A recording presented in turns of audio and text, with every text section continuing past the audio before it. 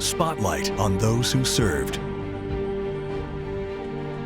St. Louis resident Tulia Declue grew up in the suburbs of Paris. She lived through the Nazi occupation of France, which she describes as horrific.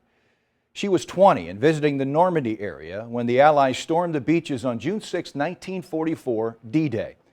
She has been forever grateful to the men who risked and in many cases gave their lives to liberate her country. Men like Ralph Goldsticker, who flew 2 missions on D-Day as a bombardier aboard a B-17. Tulia saw our Spotlight story highlighting Ralph's valor, and she wanted to personally thank him for what he and so many other greatest generation veterans did for her country and for all of Europe.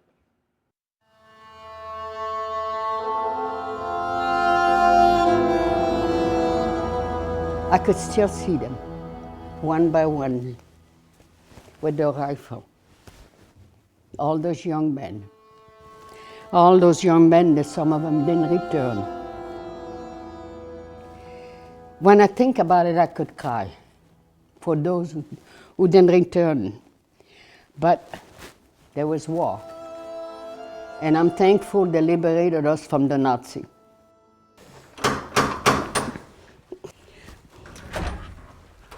Hello, sir. How are you, Miss Purcell? Come in. I'm fine. Wow, what a nice apartment. Well, thank you. It wasn't long before Tulia and Ralph settled into a conversation like 2 old friends.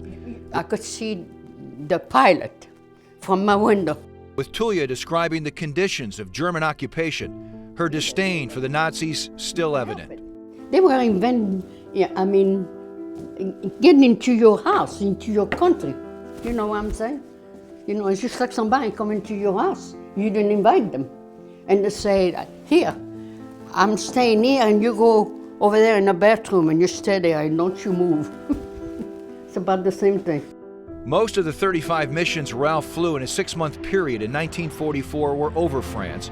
And with every Allied success, the Germans were forced to retreat, eventually fleeing Paris and ultimately France.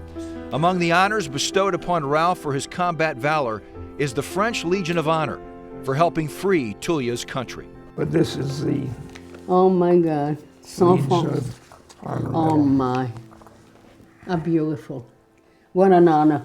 I thought so too. What an honor, thank you. You're welcome. You have no idea how much I could thank you. To deliver me and the rest of the world Well, as I from the said, Nazi. there were 16 million of us and we all did our job. In the weeks after D-Day, with the Germans on retreat and the Allies advancing deeper into France, Tulia met an American GI, Ernest Percelli, who was smitten with Tulia. A romance blossomed, and the two were married in France, and when the war ended, settled in the Hill neighborhood of St. Louis where Ernest grew up. They raised 2 kids, and although cancer took Ernest way too soon, Tulia has had more than 75 years to reflect on what Ralph and men she never had the chance to meet did for her. All I could say from my heart, thank you, thank you, thank you.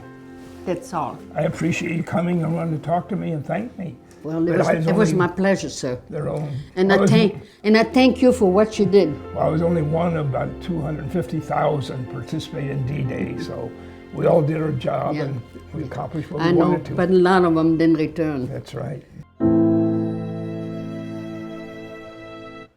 Over the years, Ralph has heard plenty of us thank him for his service, but you know it's special when the gratitude comes from someone whose life was directly impacted by his service. Ralph says it personalizes his combat experience, and I can tell you this, it was a treat to listen into that conversation, a little bit like a window into world history.